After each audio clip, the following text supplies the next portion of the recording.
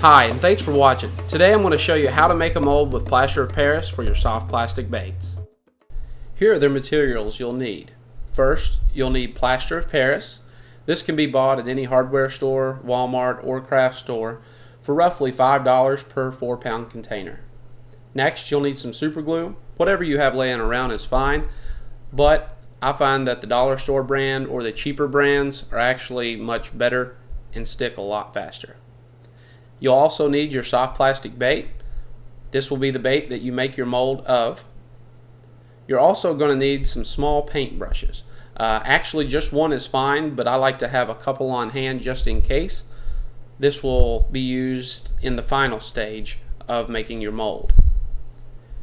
The Mod Podge or epoxy is necessary to make sure that you have a nice gloss on your mold. This is what you'll be using the paint brushes for. Highly recommend Mod Podge. You'll also need some measuring cups, one for solids. You're also going to need a measuring cup for liquids and another container that just has some water in there. Next, you'll need a mold container, something to build your mold in. I'm just going to use the top of this little guy, just as you see for that, and I'm going to use the bottom of that as the mixing container. And you're also going to need some fine grit sandpaper. Okay, so let's get started. Go ahead and take your bait and throw it in the container you're going to make your mold in, or your mold container, and fill it up with water. You don't want to take this all the way to the top, but you do want about 1/4 inch to 1/2 inch of water either above or below the bait. Go ahead and discard any extra water that you have. Take your bait out and let it dry so that you can use that later, or if you have another bait that's identical, then you can use that in a moment. Take the water from your mixing container and pour it into your measuring cup for liquids. For mine, it's actually going to be a 1/2 cup. You're going to be pouring it into your mixing container a little bit later, so you can set both of these aside.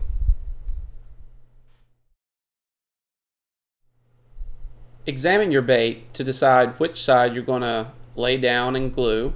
This side will become a flat side. When doing so, try to avoid any indentions in your mold container, such as the ones around the edges here. That can actually cause problems with your bait and deform the actual final product. Once you find a place for it, a ribbon tail worm will actually glue down the ribbon tail first, and the more curls you can have, the better. Then you can either remove the bait and glue directly onto the base of the mold where you want the worm to stay, or you can leave the worm there and just glue underneath it a little at a time. Be sure to press firmly on this about 5 to 10 seconds once you're done, ensuring that glue is coming out the bottom of the entire bait.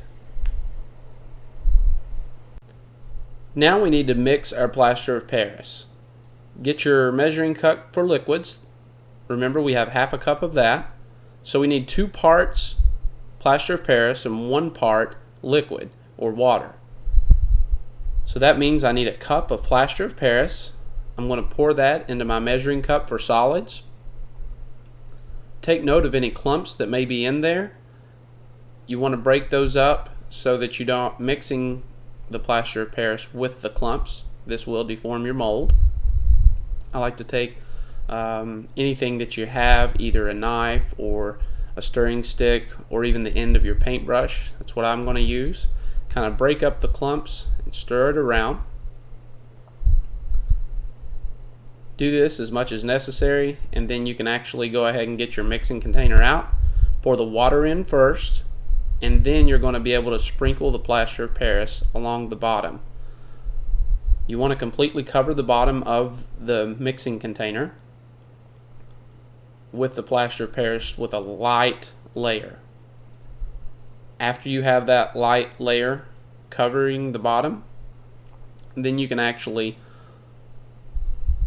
continue to do the same thing until all the plaster of Paris is out of your measuring cup. If your plaster of Paris starts to clump up inside the measuring cup, just stir it with whatever you were stirring it with before. This will loosen up the powders and allow it to flow more freely into your mixing container.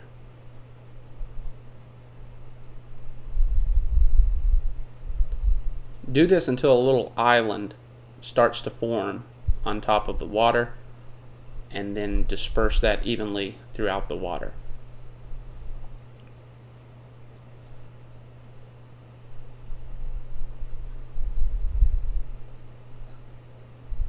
It's very important that you take your time when stirring it. I'm actually going to put this into fast forward motion for just a moment, but take your time. Don't try to match the speed on the video.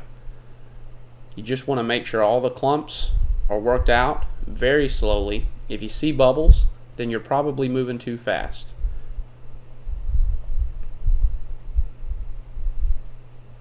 Bubbles will cause deformations in your bait, so it's very important that you slowly work all of these out. We're also going to do something here in a moment after we pour as a final touch.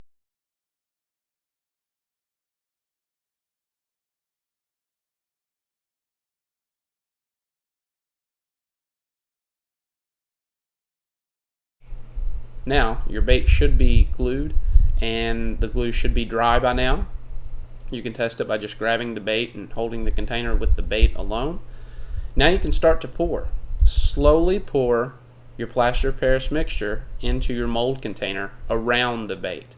You want to avoid pouring directly onto the bait, as this will cause bubbles in the cavity of the mold.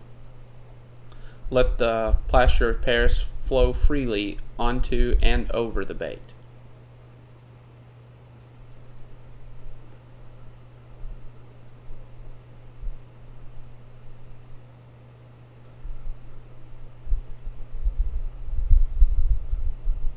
Okay, now what you want to do is just kind of lift the container and let it drop.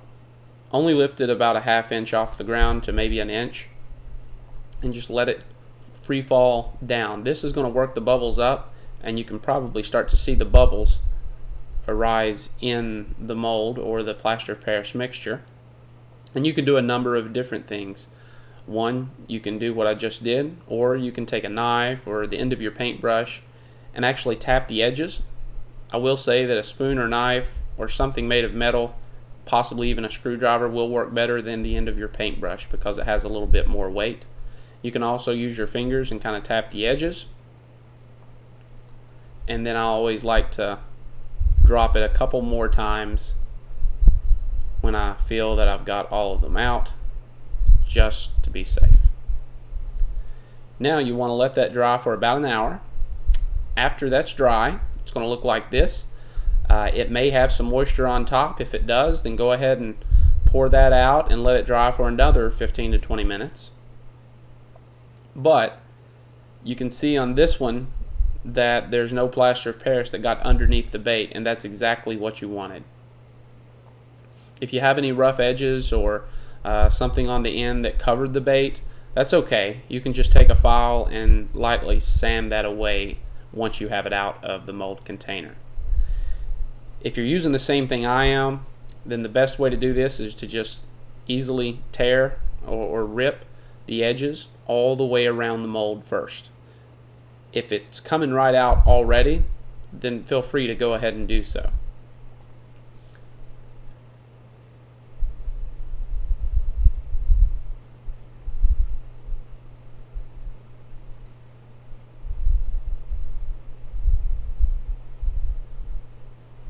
Even though it is a solid, it is easily broken, so do use caution. Once you have the edges ripped up, then you can turn it over on its top or its bottom and slowly find the end that gives a little bit easier, and it should pop right out. This one turned out great, better than usual. It's already got a gloss shine on it. However, the cavity is still phosphorus.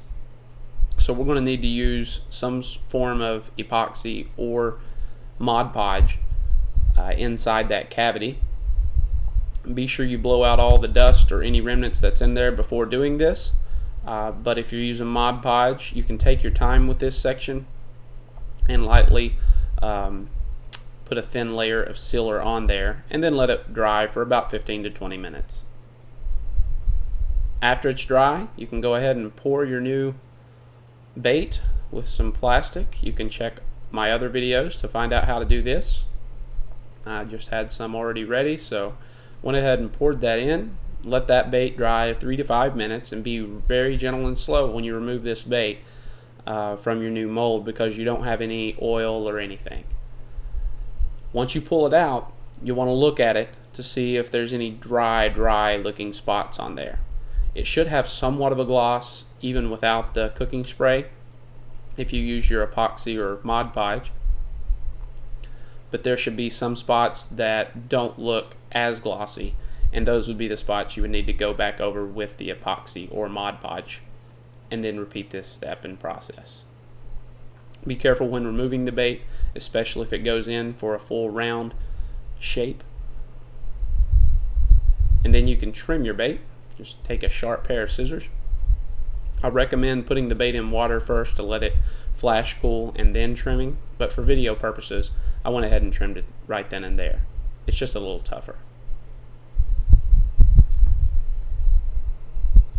And there you have it.